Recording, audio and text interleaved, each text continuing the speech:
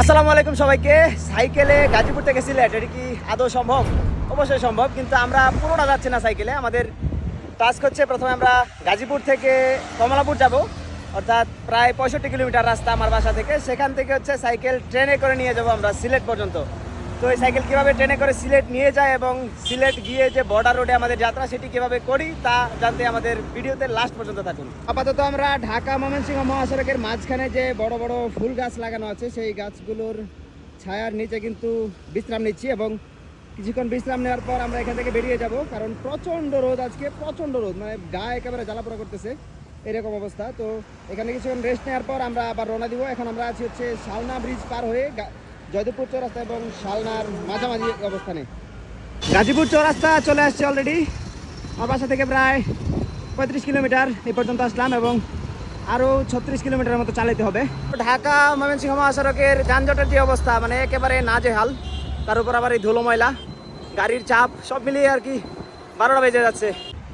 আমার মনে হয় সাইকেল চালানো ঢাকা শহরে দুনিয়ার মধ্যে সবচেয়ে কঠিন, কারণ আমার প্রচণ্ড ভয় লাগে ঢাকা শহরে সাইকেল চালাইতে। এখানে এদিক দিয়ে গাড়ি চাপ দিতেছে, ওই দিক দিয়ে ধুলো ময়লা, উল্টো অটো রিক্সা আসতেছে, মানে যাচ্ছে তাই একটা অবস্থা।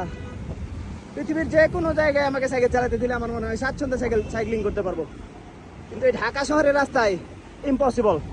এখন রয়েছি এয়ারপোর্টের সামনে। এয়ারপোর্টের 3rd টার্মিনাল এখানে বানাইতেছিল, কিন্তু এটা অকাজে হয়ে আছে। তো প্রায় চলে আসছি, মোটামুটি আর সম্ভবত 14-15 কিলোমিটার বাকি এয়ারপোর্ট থেকে কমলাপুর রেলওয়ে স্টেশন।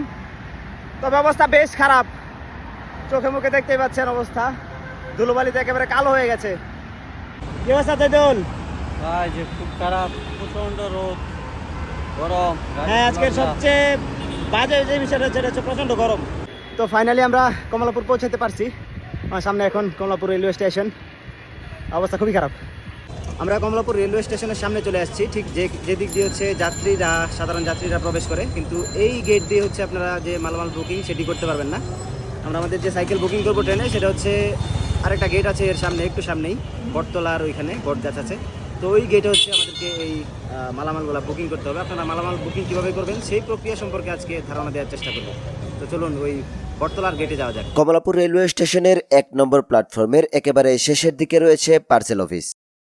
ছোট থেকে বড় সকল ধরনের পণ্য এই পার্সেল অফিসেই বুকিং দিতে হয়, যার খরচ কেজি প্রতি 2.22 টাকা। তবে এখানে রয়েছে বেশ কিছু স্ক্যাম, যেটি সম্পর্কে আপনাদেরকে কিছুক্ষণের মধ্যেই জানাচ্ছি।